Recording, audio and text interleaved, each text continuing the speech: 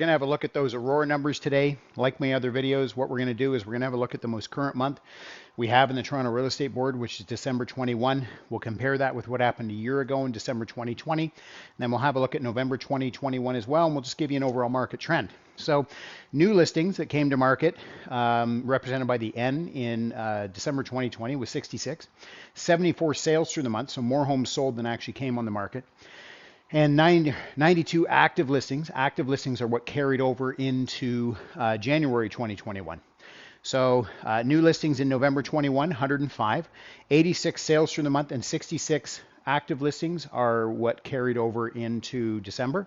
December, we saw about half the amount of new listings come to market at 47. Pretty stark reduction in the amount of sales at 68, and really drastic reduction in the active inventory. So we saw 19 houses that carried over into January 2021. So super lean market. But not untypical of the time of year. A lot of times at Christmas, sellers don't want to list, or sellers will take their house off the market because they just don't want that traffic at Christmas time if they're entertaining and things like that. If we're looking at the money, December 2020, the average sale price in Aurora across all home types was $1,104,000. That climbed in November 21 to $1,437,000. Currently trending at $1,426,000.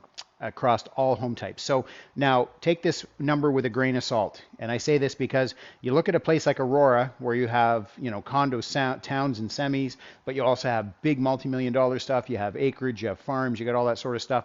And so the average sale price is, again, the average sale price across all home types. So if you're selling more in-town houses 1 week, or 1 month, you'll find it'll pull the number down a bit. If you're selling more multi-million-dollar stuff, it's going to pull the number up. So I just, before you put your face in your pillow and cry that your home is losing value, I assure you it's an average sale price. So that will translate differently as it pertains to your specific home type.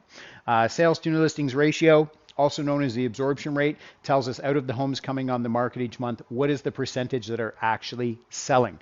So the market basically sold 12.1% more homes than actually listed in December 2020.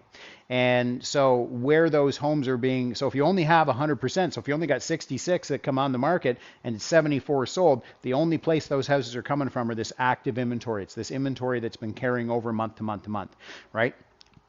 And so, one thing I want to say, so how that's calculated is we're taking sales divided by the new listings. So we're not taking into account this active listing inventory when we're talking about the sales to new listings ratio number, the absorption rate number.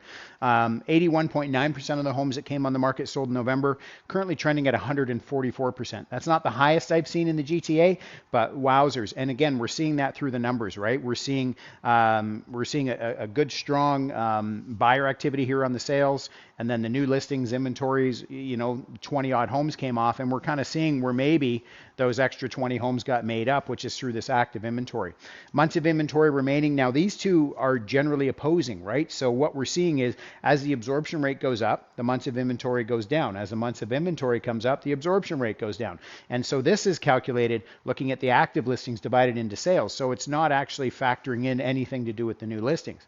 So if we look at months of inventory remaining, 1.2 months of inventory in December 2020, 0.8 months in November 21, so just under a month of inventory, currently trending at 0.3. And again, you're seeing that here with the active listing inventory being so low right now. So not shocked to see that. Sale price to list price ratio, homes selling at 100.2% of ask a year ago, 106.7% in November 21, currently trending at 109.8. And days on market to get a home sold, 31 a year ago, 15 in November, and currently trending at 12. So I know there's a lot of information here. I do my best to simplify it.